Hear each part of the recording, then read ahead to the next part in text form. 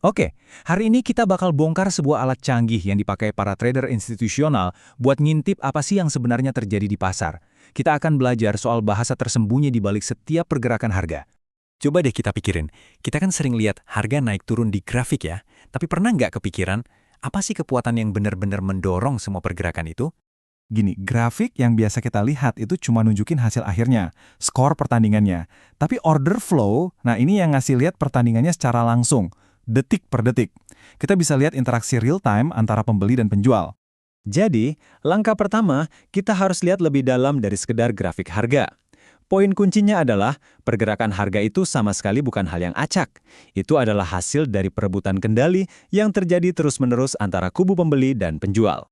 Bedanya tuh kayak kita cuma tahu skor akhir sebuah pertandingan, lawan nonton langsung gimana proses gol-gol itu tercipta. Order flow ngasih tahu kita kenapa harga bergerak, bukan cuma apa yang terjadi sama harga. Oke, sekarang biar kita makin paham pertempuran ini, kita harus kenalan dulu sama dua pemain utamanya, dua kekuatan besar di pasar. Coba bayangin, ada yang namanya order pasif. Anggap aja mereka ini lagi ngebangun dinding pertahanan di level-level harga yang menurut mereka pas.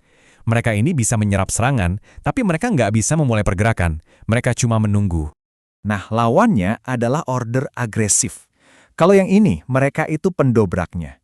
Mereka nggak terlalu peduli soal harga pastinya, yang penting pesanan mereka harus dieksekusi sekarang juga untuk menerobos dinding pertahanan tadi. Dan disinilah mekanisme intinya terjadi. Order agresif ini, para pendobrak, mereka akan memakan semua order pasif di satu level harga. Kalau kekuatan mereka cukup besar, mereka akan lanjut ke level harga berikutnya. Dan, voila, harga pun resmi bergerak. Itulah yang secara fisik menggerakkan pasar. Nah, ini bagian yang menarik. Ada semacam pertukaran atau trade-off di sini. Para pemain agresif itu dijamin pesanannya dieksekusi, tapi mereka nggak bisa jamin dapat harga berapa. Sebaliknya, pemain pasif, mereka pasti dapat harga yang mereka mau, tapi nggak ada jaminan pesanan mereka bakal dieksekusi. Oke, kita udah kenal pemainnya, si pasif dan si agresif. Terus, gimana caranya kita tahu siapa yang lagi menang dalam pertempuran? Jawabannya sebenarnya cukup sederhana. Kita tinggal analisis hubungan antara usaha dan hasil.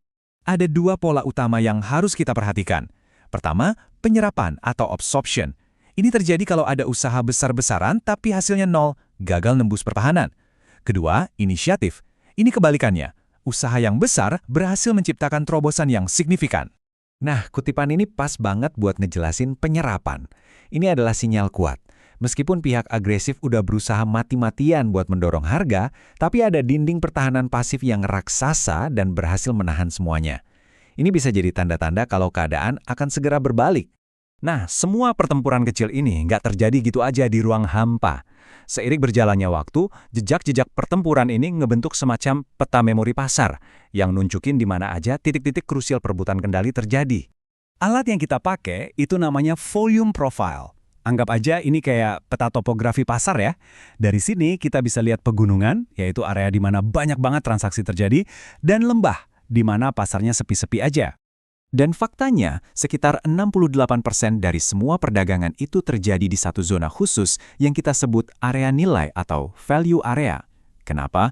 Karena disinilah para institusi besar menganggap harga suatu aset itu wajar, jadi mereka paling nyaman bertransaksi di area ini.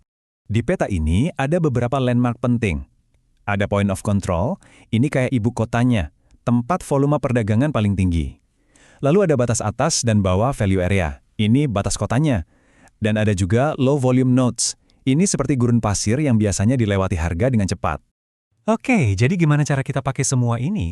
Gimana cara kita gabungin peta dengan pengamatan pertempuran real time untuk bisa ngikutin jejak uang cerdas atau smart money? Kuncinya adalah menggabungkan konteks dari peta dengan aksi yang terjadi saat ini.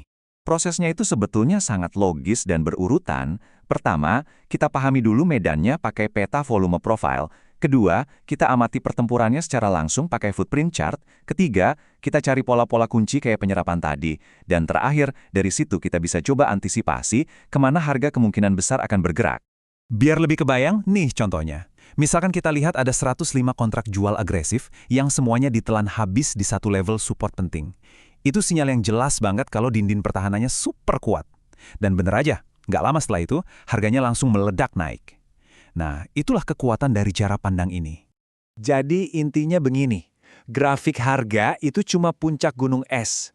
Cerita yang sebenarnya, pertempuran yang sesungguhnya ada di dalam aliran order. Nah, sekarang setelah Anda bisa membaca pertempuran ini, kira-kira apa yang bakal Anda lihat secara berbeda saat memandang pasar?